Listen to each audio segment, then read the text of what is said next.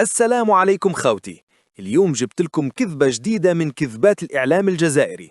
هذه المرة الحكاية على وليد صادي، قال لك فاز بعضوية الاتحاد العربي لكرة القدم. الإعلام دارها كيما لو كان فاز بكأس العالم ولا رئيس الفيفا.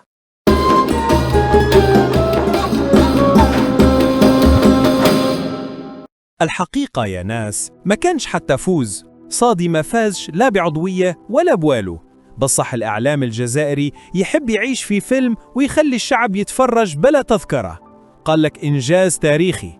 يا أخي العجب، وهم كامل.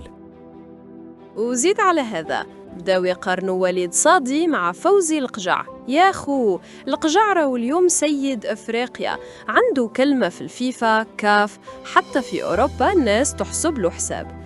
أما صادي مسكين مازال ما سخن حتى الكرسي، والإعلام راهو يحولوا البطل قومي.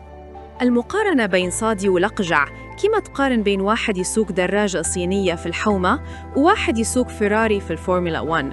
يعني الفارق كما بين السماء والأرض. بالصح الإعلام الجزائري حاب يبيع الوهم.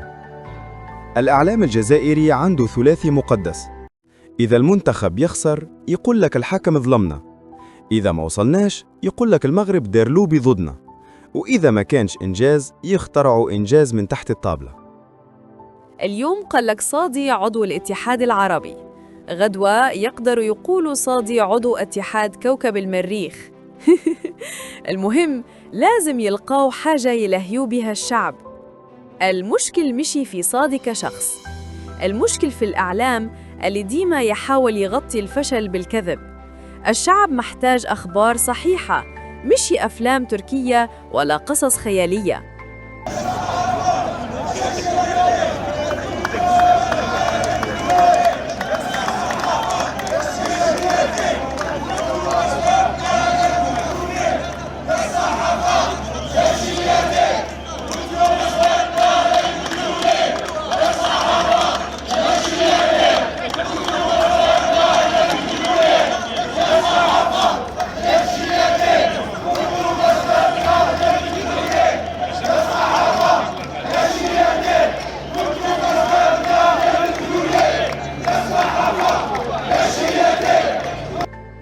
فوزي الأقجع دار إنجازات حقيقية، ملاعب، تنظيم، حضور عالمي.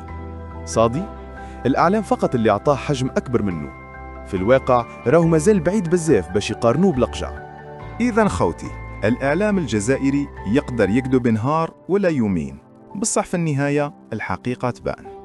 المقارنة بين صادي والقجع مستحيلة.